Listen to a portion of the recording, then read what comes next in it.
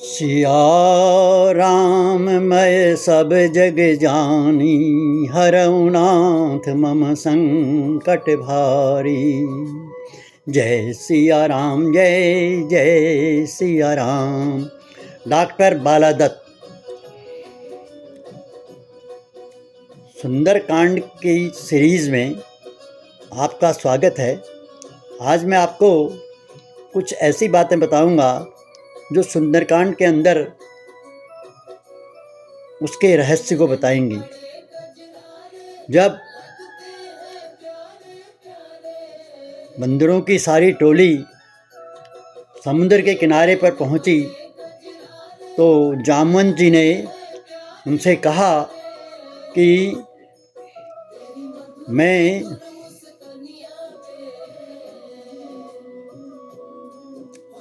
जब अपनी जवानी में था और बाली भगवान 52 का अवतार रखने वाले भगवान विशालकाय रूप धारण करके बलि को बांध रहे थे, तो उस समय मैं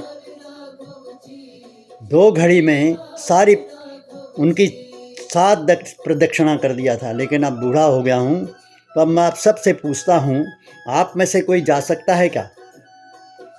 ये 100 योजन को पार कर सकता है क्या? तो सबसे पूछा, लेकिन कोई नहीं बोला।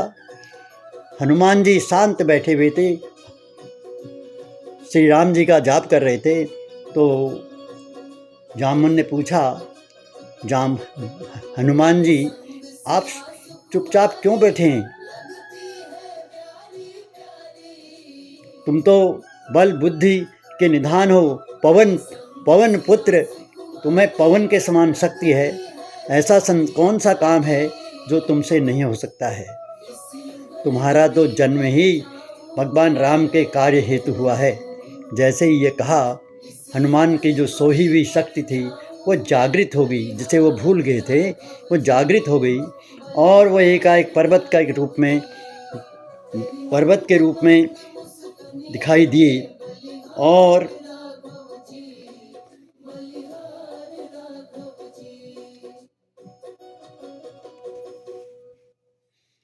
और हनुमान जी से और पूछने लगे कि भाई जामवन जी, मैं क्या करूं? मुझे आपने उचित शिक्षा दीजिए। तो जामवन ने उसको साधारण सी बात बताई कि तुम यहाँ से जाओ और सीता जी को देख कर आओ और उनकी सुध हमें बताओ। बस तुम्हें इतना ही काम करना है। शेष काम जो है वो तो श्री राम जी जब आएंगे तभी पूरा करेंगे। हनुमान जी ने कहा, ठीक है, जब तक मैं जा रहा हूँ, और जब तक सबको प्रणाम किया, और जब तक मैं जा रहा हूँ तब तक तुम मेरी यहीं प्रतीक्षा करना और कंदमूल फल खाकर अपना जीवन निर्वाह करना। और हनुमान जी आगे चले और उन्होंने एक सुंदर सा पर्वत उनके मार्ग में आया। तो सुंदर पर्वत को जब देखा तो उस पर वो चढ़ गए, और चढ़ करके तो जब चढ़े तो चढ़ने के बाद वो जैसे ही चढ़े तो वो छलांग लगाने के अपना शरीर बढ़ाते गए, और ज्यों-ज्यों वो शरीर बढ़ाते गए वो पत्थर हिलता डुलता पाताल में चला गया, पाताल की ओर जाने लगा। जैसे अमोघ बाण होता है वैसे हनुमान जी भी वो पर्वत को छोड़ते हुए फिर वापस वो पत्थर जैसे बाण वापस आ जाता है, तरकस में चला जाता है, ऐसे ही वो पर्वत भी वैसे आते रहे और अमोघ बाण की तरह वो लंका में कूद पड़े। जब वो कूदने को हुए, तभी वो जब पर्वत हिले तो पाताल लोक में कुछ हलचल हुई। वहाँ देवता, रावण के डर के मारे देवता वहाँ रहते थे, उनको डर लगा कि कहीं रावण फिर ना आ रहा हो। तो उन्होंने अपने अहिन की माता सुरसा को सब खबर लाने के लिए भेजा। तब सुरसा वहाँ आई, और जैसे ही उनने बंदरों की टोली देखी तो कहने लगी, जब उस हनुमान जी को देखा तो कहने लगी, आज तो भगवान ने मेरे लिए भरपेट भोजन भेजा है, मैं भरपेट भोजन करूँगी। हनुमान जी ने बहुत साधारण से उत्तर दिया, सामान्य सा उत्तर दिया कि माता, मैं तो एक विशेष काम के लिए जा रहा हूँ, मुझे वो काम पूरा करने दीजिए। सीता जी की सुध ले आऊँ और उसे रामचंद्र जी के पहुँचा दूँगा, उसके बाद मैं आपके पास आकर आ जाऊँगा, आप मुझे खा लेना।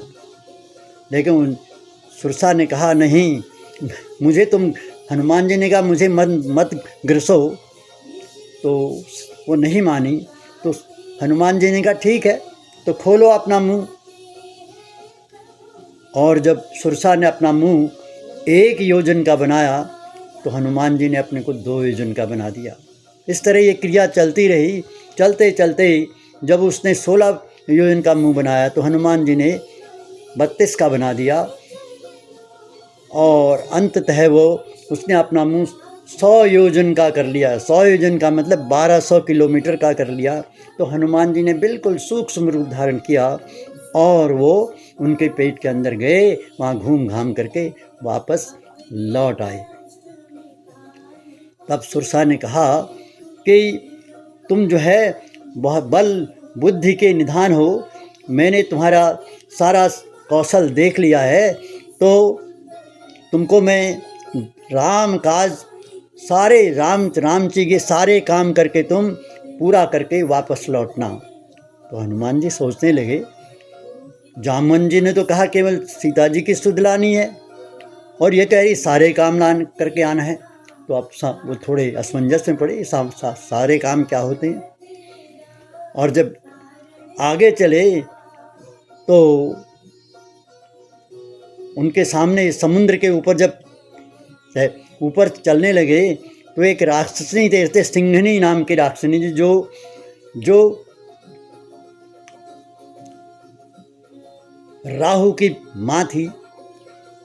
वो उसका काम था कि वो पक्षियों को, जो भी आकाश में चीज़ उड़ती थी उसको पकड़ लेती थी, और पकड़ के उसकी छाया को पकड़ करके उनको खींच लेती थी और उनका भक्षण कर जाती थी।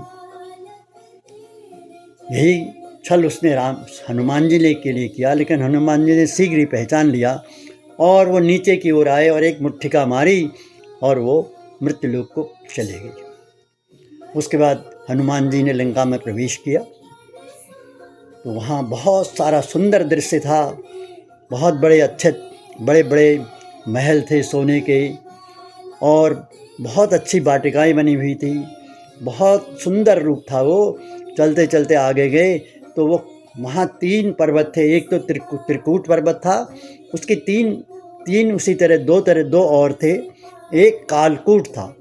कालकूट में भी रावण ने कालकूट को वहाँ रखा हुआ था। कालकूट का मतलब मृत्यु का देवता।